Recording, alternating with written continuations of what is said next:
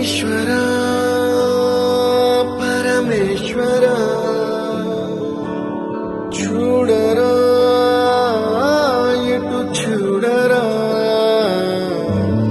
రెండు కన్నుల మనిషి బ్రతుకును గుండె కన్నుతో చూడరా ఎదుట పడని వేదనలను నుదుటి కన్నుతో చూడరా